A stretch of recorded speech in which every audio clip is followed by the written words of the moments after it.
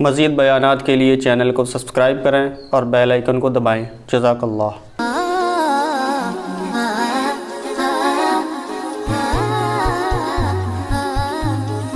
لیکن مجھے ایک بات بتاؤ، اگر کوئی غیر مسلم ہمارا یہ ماتم دیکھے اور ہمارے یہ مرثیے دیکھے تو کیا وہ اسلام کی طرف مائل ہوگا؟ مائل ہوگا؟ وہ بولیں گے ان کو کیا ہو گیا، یہ کیسا مذہب ہے؟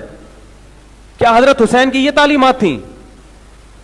کتنے بزرگان دین ایسے ہیں، ان کی زندگیاں دیکھ کے لوگ اسلام قبول کیا انہوں نے، نمازیں دیکھ کے، ان کے لائف اسٹائل دیکھ کے، مسلمانوں کا کلچر دیکھ کے۔ لیکن محرم میں اور ربیع الاول میں یہ جو کلچر ہم جو دکھاتے ہیں، اسے دیکھ کے اللہ کی قسم کوئی غیر مسلم مسلمان نہیں ہوگا، وہ کہے گا یہ کیسا مذہب ہے، کیا سکھا رہے ہو تم؟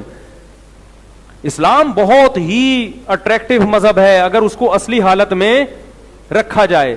35,000 امریکن فوجی سعودی عرب میں مسلمان ہوئے تھے جب یہ وار چلی ہے نا، تو ہمارے ایک استاد سے میں نے ان سے پوچھا کہ ان کی بڑی معلومات تھی، میں نے کہا یہ جو 35,000 امریکی فوجی مسلمان ہوئے ہیں سعودی عرب میں، یہ کس کی تبلیغ سے؟ انہوں نے کہا کسی کی بھی نہیں، ان کو اسلام کو اب پڑھنے کا موقع ملا ہے سعودی عرب آنے کے بعد، کیونکہ سعودی عرب آئے تو انہوں نے کچھ وہاں دیکھا سسٹم، تو ان کو اسلام کو جب انہوں نے خود پڑھا تو خود ان کو اتنا اچھا لگا، کیا ہو گئے۔ لیکن اگر وہ یہ پڑھیں گے، یہ کالے کپڑے اور ماتم اور چھری اور چاقو اور دیگیں حلیم کی، یہ اسلام نہیں ہے میرے بھائی، یہ اسلام نہیں ہے۔ تو اس لیے پھر بھی میں کہتا ہوں جو کر رہا ہے ان کا مسلک ہے، ان کو کرنے دو، محبت سے اگر کسی کو سمجھا سکتے ہو تو سمجھا دو، خود اللہ کا واسطہ ان چیزوں میں نہ پڑو۔ ہمارے مذہب میں کوئی مہینہ منحوس نہیں ہے۔ اگر ہم کہتے ہیں اہل بیت پر ظلم ہوا اس مہینے میں، تو اہل بیت کی تاریخ اٹھا کے دیکھو گے تو کسی اہل بیت پر سفر میں ظلم ہوا، کسی پر ربیع الاول میں ظلم ہوا، کسی پر ربیع الثانی میں ہوا، پورے سال کسی نہ کسی پہ ظلم اور کسی سے عدل ہوتا رہے۔ کوئی ایک تاریخ بھی اسلامی تاریخ میں ایسی نہیں ہے جو بچی ہوئی ہو، تو کب تک مناتے رہو گے؟ کس کس کا دن منا؟ حضرت حسن کو جو زہر دیا گیا، کیا یہ ظلم نہیں تھا؟ تو وہ دن بھی پھر نحوست کا منانا چاہیے۔ اور انبیاء کو شہید کیا گیا ہے بہت سارے دنوں میں، پیغمبروں کو شہید کیا گیا ہے۔ تو یہ ساری چیزیں غیر مسلموں سے آ رہی ہیں، ہمیں ان چیزوں سے کیا کرنا ہے؟ ربیع الاول میں بھی ہمیں شریفانہ طریقے سے زندگی گزارنی ہے۔ ایسا اب میں کہیں سے آ رہا تھا گاڑی، تو دیکھا کہ وہ لبیک یا رسول اللہ کے نام پہ چند لوگ، سارے ایسے نہیں ہوتے، کسی بھی قوم کو میں سب نہیں، ہر جگہ کچھ اچھے لوگ ہوتے ہیں کچھ برے ہوتے ہیں، تو انہوں نے جناب راستہ روک لیا اور لبیک یا رسول اللہ کہہ کے ناچنے لگے۔ وہ جو گاڑیوں میں پھنسی ہیں برے طریقے سے، اس قدر کوفت ہوئی ہے ٹریفک بغیر اطلاع کے، جب ایسا کوئی ہوتا ہے تو ٹریفک کیا ہو گیا؟ پھنس گیا۔ ارے بھائی اتنی بڑی ٹینشن، اتنا بڑا عذاب کہاں سے نکلیں؟ میں اس وقت سوچ رہا تھا، اس وقت کوئی بیمار ہوا، کوئی عورت پریگنینسی میں، اس کو ہاسپٹل لے کے جا رہے ہیں، کسی کو ہارٹ کا اٹیک ہوا، اس کو وہ تو لبیک یا رسول اللہ کے نعروں میں، اور کوئی گورا آ کے دیکھ لے، وہ بولے ہمارے ہاں تو ٹریفک جام بھی ہوتا ہے تو ہم لائن سے نہیں ہٹتے، اور تمہارے ہاں نبی کے نام پہ جب چاہو روڈ بلاک کر کے کھڑے ہو جاؤ۔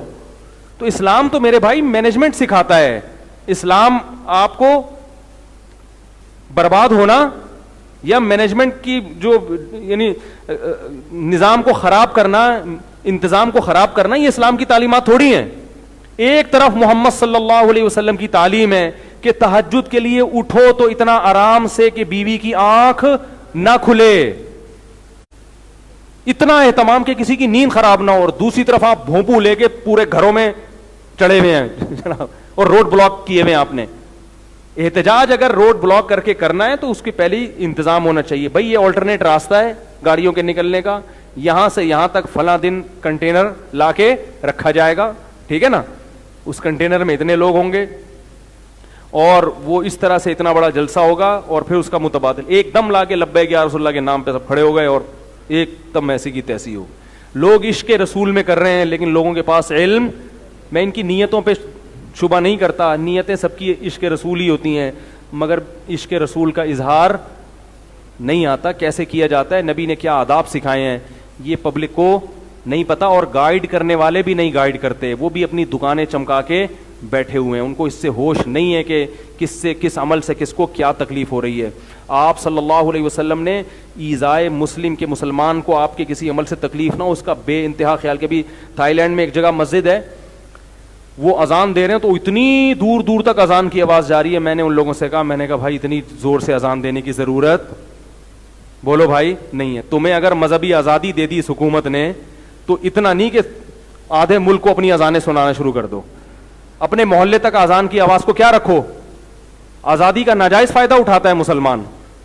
آپ کو ایک کافر ملک نے آزادی دے دی اذان دینے کی, تو اب تمیز سے اذان دے دو جتنا نارمل ہوتی ہے. جگہ جگہ جا کے نا مائک لگائے ہوئے ہیں روڈوں پہ بھی. ارے ان غیر مسلموں کو کیوں سنا رہے ہو اپنی اذان بھائی؟